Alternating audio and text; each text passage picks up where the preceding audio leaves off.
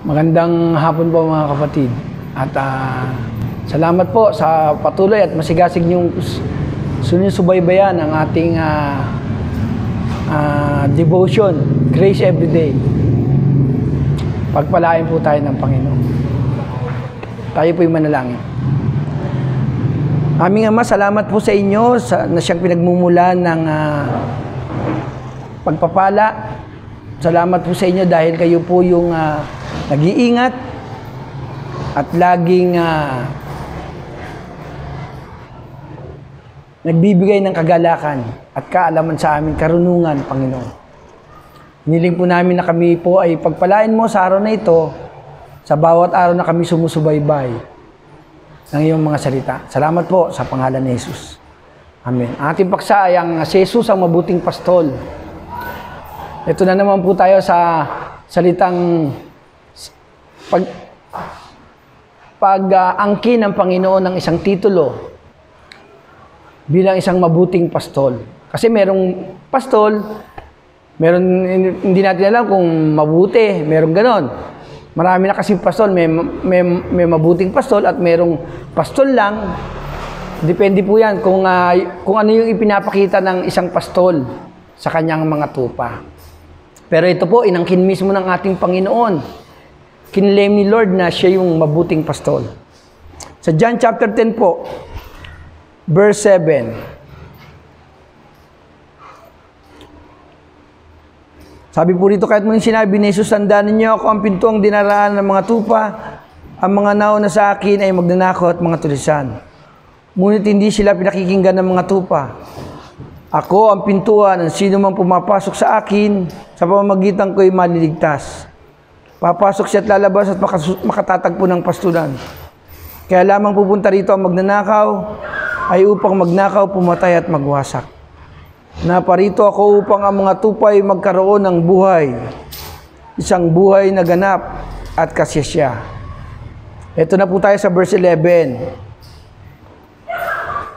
Ako ang mabuting pastol, sabi ng ating Panginoong Hesus. Inialay ng mabuting pastol ang kanyang buhay para sa mga tupa. Ang upahan ay tumatakas kapag nakikitang dumarating ang asong gubat at iniiwan niya ang mga tupa. Palibas ay hindi siya pastol at hindi kanyang mga tupa. Kaya sinisila ng asong gubat ang mga ito at pinangangalat. Tumatakas siya at palibas ay upahan lamang at walang malasakit sa mga tupa. Verse 15, inulit po ulit ng Panginoon, ako ang mabuting pastol, kung paano nakikilala ko ng Ama, siya ay nakikilala ko, gayon din naman, nakikilala ko ang aking mga tupa, at ako naman nakikilala nila. At inaalay ko ang aking buhay para sa mga tupa. Katulad ng sinabi natin kanina, mayroong mabuting pastol, kasi ba yung may titulong mabuting pastol, mayroong pastol lang ang title, sapagkat maaaring hindi mabuting pastol, baka malupit na pastol kasi pag ikaw ay may alagang mga tupang ganyan, mga kawan ay medyo minsan matitigas ang ulo ng mga tupa. No, maaaring ito po ay hinahampas o pinagmamalupitan ng isang pastol sapagkat hindi nga sumusunod sa kanyang nais, especially kung mga hayop na to ay nangangalat. Pero po dito po makikita po natin, bagamat ang Panginoon po ay nagdisiplina rin, dito po makikita natin, sinabi ni Jesus siya ay mabuting pastol sapagkat inalay niya yung buhay niya para sa mga tupa. Totoo naman po yun, John 3:16. Nagpapakita sa John 3:16 na ibinigay ng Diyos Ama ang kanyang anak bilang katibayan na meron siyang isinugo. At ito nga po, itong isinugo ng Ama, siyang napako sa krus, pinahihirapan. At kung ano-ano yung ginawa sa ating Panginoon, pinagwikaan ng masasakit na salita, ng pawang kasinungalingan. Pero sa kabila nun, nanatiling mabuti pa rin ang ating pastol.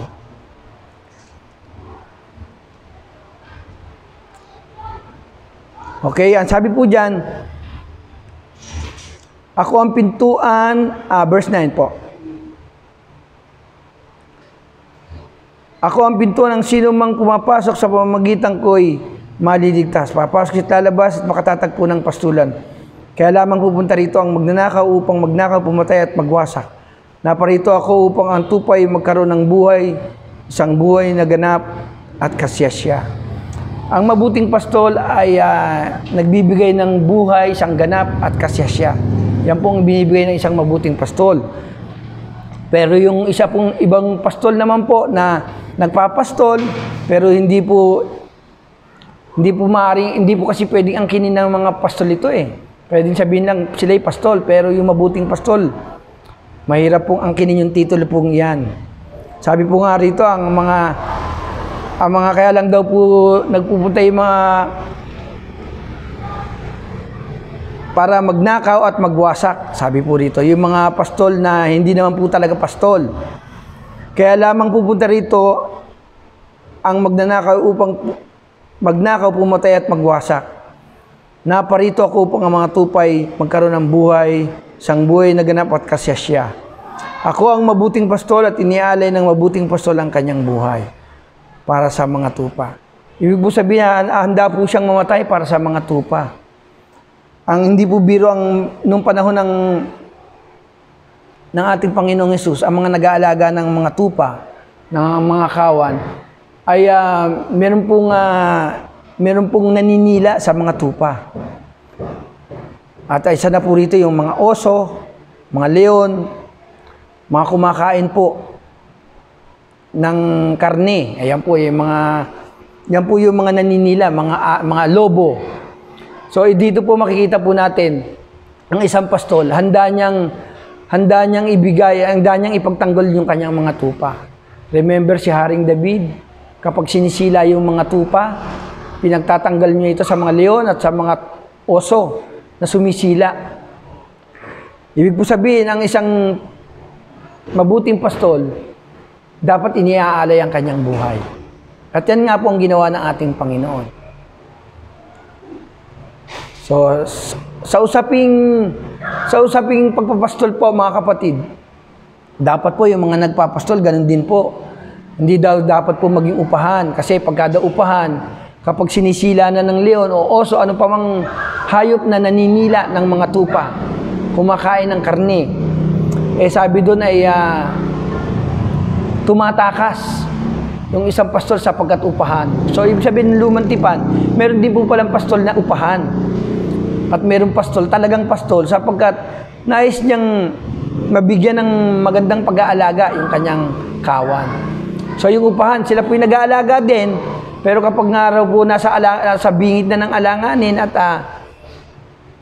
nasa alanganin yung kanilang buhay, sabi doon ay sila'y tumatakas. At iniiwan nila yung tupa, sapagkat nga raw po ay upahan, bayaran. Walang malasakit sa mga tupa. Ang ating Panginoon hindi po ganon.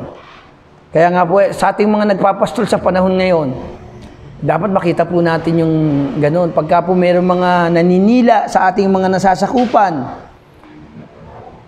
sa mga tupa, dapat pinagtatanggol po ng mga nagpapastol. So, mahirap sabihin na iiwan mo yung mga tupa mo, lalo na ngayon, may COVID. At may mga simbahan na nawalan po sila ng mga venue.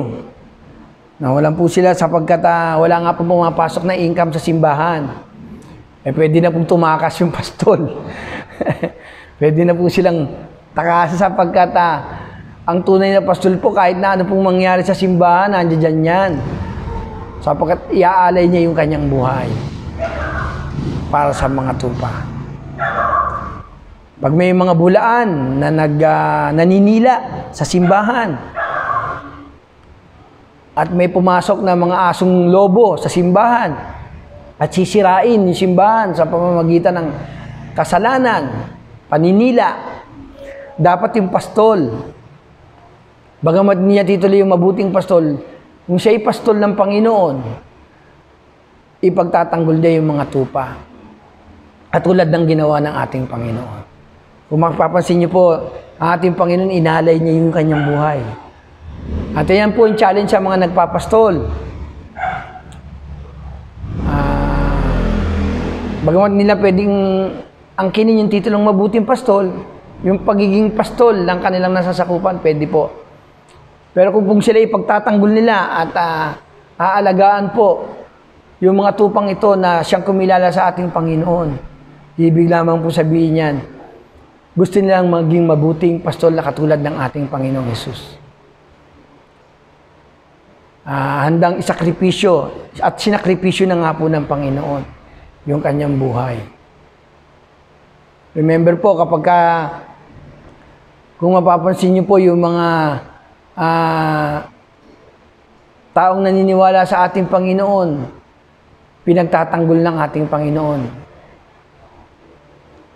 At sila po ay pinoproteksyonan niya.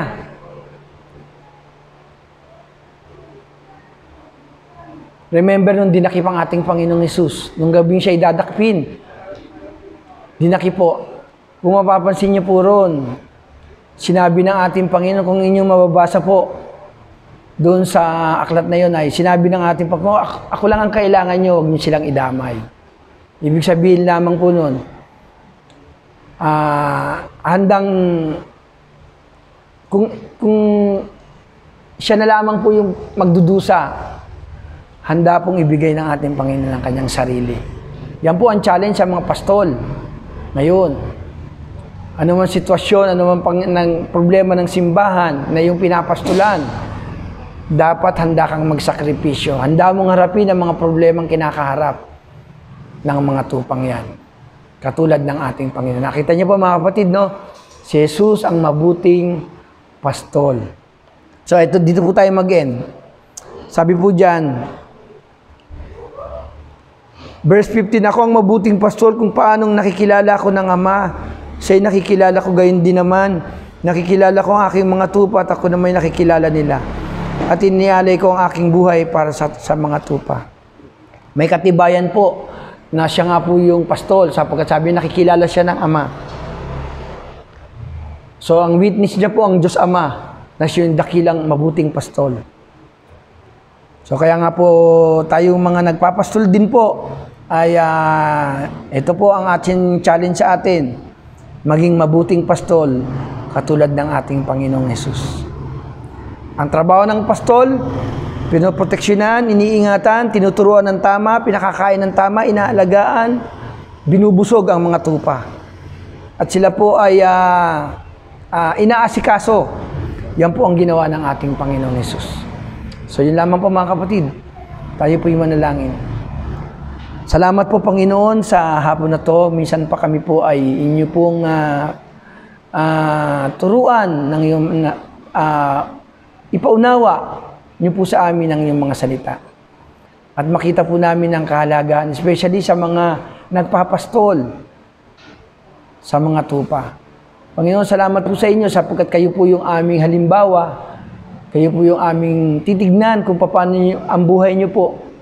Halimbawang iniwan niyo sa amin at itinuturo niyo sa amin. Tunay nga po, Panginoon, na wala makapapantay sa inyong halimbawa, pero pwedeng tularan, Panginoon. Salamat po, Panginoon. Pagpalain mo po yung mga pastol at yung mga tupang kanilang nasasakop. Sa pangalan ni Jesus. Amen.